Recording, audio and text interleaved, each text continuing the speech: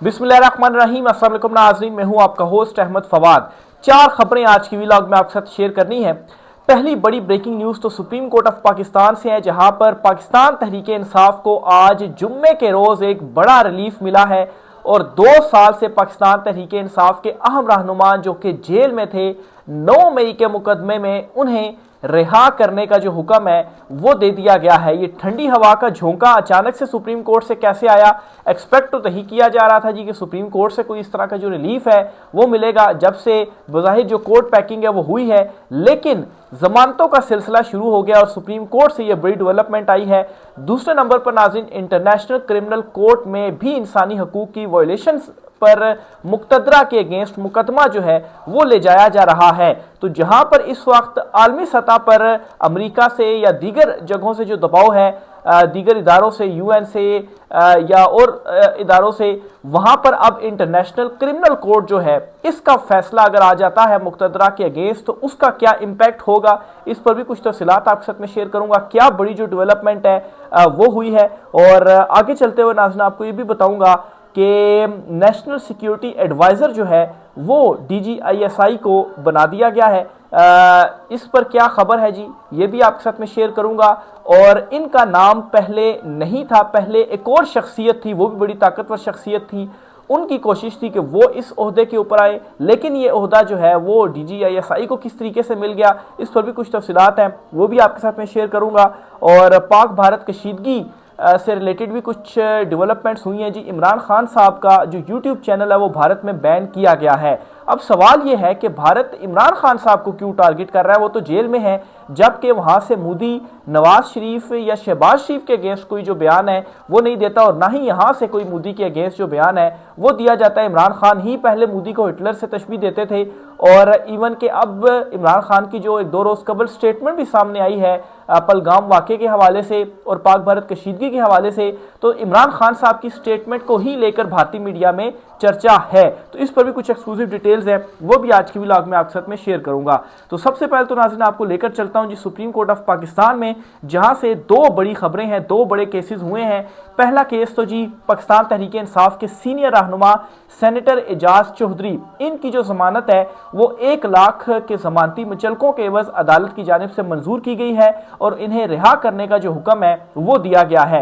Justice Naeem Akhtar Afghan की जानिब से इस केस की समाअत के दौरान बड़े इंपॉर्टेंट रिमार्क्स भी दिए गए, और उनका यह कहना था जी कि एजाज चौधरी के खिलाफ केस इतना ही मजबूत था तो फौजी अदालत में आप ले जाते। वैसे भी तो 600 लोग फौजी अदालतों में लेकर गए हैं, जमानत को बतौर सजा इस्तेमाल नहीं किया जा सकता। तो ये कहते हुए जी एजाज चौधरी साहब जो हैं उनको रिहा करने का हुक्म दिया गया है। उनकी जो जमानत है वो इस 9 मई के मुकदमे में वो मंजूर की गई है। 11 मई 2023 को इन्हें गिरफ्तार किया गया था और अब ऑलमोस्ट 2 साल होने वाले हैं इनको जेल में रखा गया। इवन के इन्हें प्रोडक्शन ऑर्डर पर सेनेट में भी जो है वो पेश नहीं किया जाता रहा।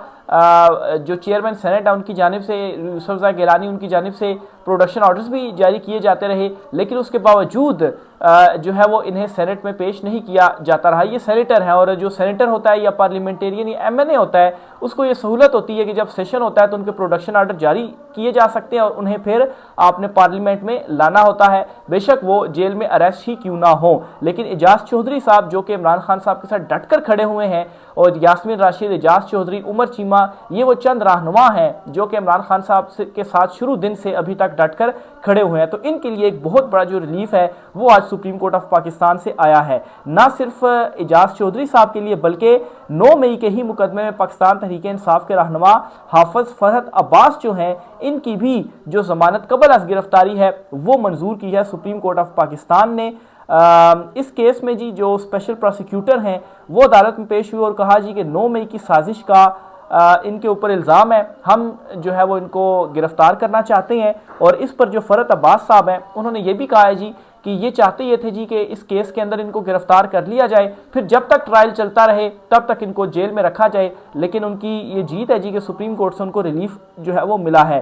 केस की सुनवाई के दौरान जी जब ये कहा गया कि 9 मई की साजिश के इल्ज़ाम में इनको गिरफ्तार करना है, तो इस पर जस्टिस हाशिम काकड़ की जानिब से कहा गया कि साजिश का इल्ज़ाम तो इम्तियाज़ शेख पर भी था।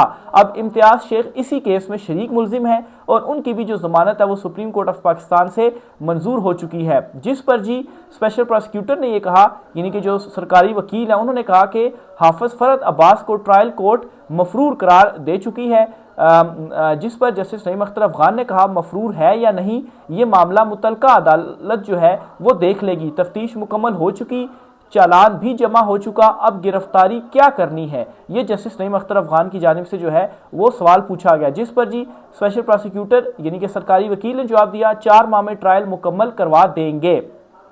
अब यहाँ पर सवाल ये है कि भाई अगर आपने चालान जमा करा दिया, तफ्तीश मुकम्मल हो चुकी, तो फिर आपको जो गिरफ्तारी है वो किसके लिए चाहिए? आप ट्रायल करें और केस का जो फैसला है वो सुना दें, लेकिन फिर वो फरहद अब्बास साहब की जो बात है वो फिर दुरुस्त ही मालूम होती है कि ट्रायल तक मुझे जेल में रखना चाहते हैं, जिस तरीके से बाकी पीटीआई रहनुमाओं को रखा गया इसलिए गिरफ्तार करना चाहते हैं। इस पर जी जस्टिस नईम अख्तर अफगान साहब ने मजीद ये रिमार्क्स दिए कि अल्लाह करे आप 4 माह में ट्रायल मुकम्मल करवा दें। जब प्रोसिक्यूटर ने कहा ना कि 4 माह मुकम्मल कर लेंगे, गिरफ्तारी दे दें, तो उन्होंने कहा कि अल्लाह करे कि आप 4 माह में मुकम्मल कर लें। फिर उन्होंने ये भी कहा जस्टिस नईम अख्तर अफगान साहब ने कि बस कर दें, अब कितना घसीटना है। तो अब इन रिमार्क से ये तासुर मिलता है जी कि जो 9 मई है उसे जजेस भी मुस्तरद कर चुके हैं, तो वो भी अब ये कह रहे हैं कि 2 साल तो हो गए हैं, अब आप इस मामले को और कितना घसीटना चाहते हैं, कब तक आप गिरफ्तार रखना चाहते हैं, बस छोड़ दें आप इस मामले को और रिहा करें पाकिस्तान तहरीक इंसाफ के इन रहनुमाओं को। तो बहरहाल जी ये 2 बड़ी खुशखबरियाँ मैं समझता हूँ। जुम्मे के रोज़ बड़ा रिलीफ है पाकिस्तान तहरीक इंसाफ से, अदलिया से बिल्कुल भी इस वक्त तो कोई उम्मीद जो है वो इवन के इमरान खान साहब ने कह दिया जी कि कोई हमें नज़र तो नहीं आती उम्मीद, जो है कोर्ट पैकिंग कर दी गई है, लेकिन फिर भी एक अदलिया का रास्ता ही है हमारे पास, तो हम फिर भी अदालतों में जाएंगे। तो आज ये 2 बड़े फैसले हैं जो कि पीटीआई के हक में सामने आए हैं। अगली खबर आपको जो शेयर करनी है जी वो इंटरनेशनल क्रिमिनल अदालत के हवाले से है। अब यहाँ पर ब्रेकिंग न्यूज़ ये है कि आलिया हमजा साहिबा जो हैं इनकी कुछ तस्वीर भी तशद्दुद वाली शेयर हुई हैं। जब इनको अरेस्ट किया गया तो इनके ऊपर जो तशद्दुद था वो किया गया, तो इनका जो केस है वो इंसानी हकूक़ की खिलाफ वर्जी के तनाज़ुर में इंटरनेशनल क्रिमिनल अदालत में ले जाया जा रहा है। और आपको याद होगा कि कुछ महीने कबल इमरान खान साहब को नोबल प्राइज़ के लिए नामजद जो है वो किया गया था। जिन्होंने नामजद किया गया था वो जो वकील साहब हैं उन्होंने ही ये जो मुकदमा है आलिया हमजा साहिबा का जो इंसानी हकूक़ की वायलेशंस हुई, इस मुकदमे को आलमी जो अदालत है क्रिमिनल अदालत इसमें ले जाने के लिए जो तैयारी है वो कर रहे हैं और इनका मुकदमा वहाँ पर ले जाएंगे। और इस हवाले से इनिशियल जो तमाम डिटेल्स हैं मालूमात हैं वो इकट्ठी कर ली गई हैं। अब इसमें आलिया हमजा साहिबा का क्योंकि केस है तो ज़ाहिर सी बात है उनसे कोऑर्डिनेशन और सारी जो डिटेल्स हैं वो इकट्ठी करने में आसानी इस तरह से हुई होगी कि अगर आप किसी का अगर मुकदमा लेते तो शायद वो डिटेल ना दे पाता या वो कहता कि बस ठीक है जाने दे मामला, अब हमको जो है वो आराम से रहने दे। लेकिन आलिया हमजा जो हैं वो भी इस वक्त पाकिस्तान तहरीक इंसाफ के लिए फ्रंट से जो लीड है वो कर रही हैं और इमरान खान साहब के साथ डटकर खड़ी हुई हैं। तो तमाम तर जो चीज़ें हैं वो इकट्ठी कर ली गई हैं, डॉक्यूमेंटेशन मुकम्मल कर ली गई है। अब ये जो मुकदमा है वो इंटरनेशनल क्रिमिनल कोर्ट में ले जाया जा रहा है। अब सवाल ये है कि इसका इम्पैक्ट क्या होगा। ज़ाहिर सी बात है वहाँ से जब कोई फैसला सामने आता है इंटरनेशनल क्रिमिनल कोर्ट का, तो इस वक्त अमेरिका में बिल भी पेंडिंग है जिसमें आर्मी चीफ पर पाबंदी, दीगर पर पाबंदी और बहुत सारी बातें कही गई हैं।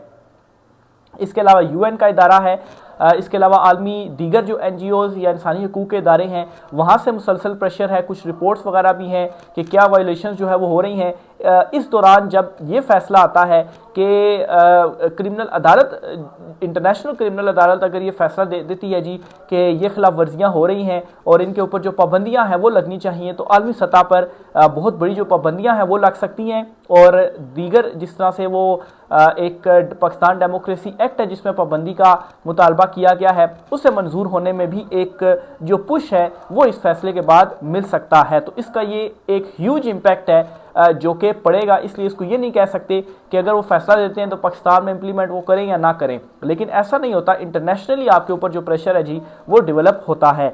अमेरिका ने जी बड़ी पाबंदी का जो ऐलान है वो कर दिया है और ईरान से मुतल्लिक ये पाबंदी का ऐलान अमेरिका की जानिब से किया गया है। खबर ये है कि अमेरिका ने यह पाबंदी लगाई है कि जो भी ईरान से पेट्रोल खरीदेगा, उनके साथ बिजनेस करेगा, तो उस पर जो पाबंदी है वो हम लगाएंगे और हम उसके साथ अपने तमाम जो बिजनेसेस हैं वो ख़त्म कर देंगे और हमारी तरफ से भी उसके ऊपर पाबंदियां होंगी। अब इसको पाकिस्तान के तनाजुर में किस तरह से देखा जा रहा है, क्योंकि पाक ईरान जो बॉर्डर है यहाँ से पेट्रोल जो स्मगल किया जाता है वो एक बड़ी तादाद में जो पेट्रोल है वो स्मगल होता है। और ज़ाहिर सी बात है, जब अमेरिका की जानिब से ये ऐलान किया गया और स्मगल के ज़रिए उनके साथ एक तरह से जो ट्रेड है वही होती है, डायरेक्ट तो नहीं, इनडायरेक्ट इस तरह से होती है कि इलीगल है, लेकिन उसके बावजूद जो ट्रेड है जी वो हो रही है, पैसा जा रहा है और उनको भी इससे जो फ़ायदा है वो हो रहा है। तो ये चीज़ें भी फिर नॉलेज में हैं और इन चीज़ों के ज़ाहिर सी बात है फिर सबूत भी होते हैं। ज़ाहिर सी बात है अमेरिका है, वैसे ही खित्ते का चौधरी उसको कहा जाता है, तो ये चीज़ें उसकी भी नॉलेज में यकीनी तौर पर हैं। तो अब यहाँ पर मसला ये पड़ गया है कि ये जो पेट्रोल स्मगल होता था इससे ना सिर्फ ईरान बल्कि यहाँ पर भी एक बड़ा जो फ़ायदा है वो हासिल होता था। बलूचिस्तान में लोग इससे बड़ा जो फ़ायदा था वो ले रहे होते थे। तो अब अगर ये पाबंदी लगती है, इस पाबंदी के तनाजुर में देखा जाए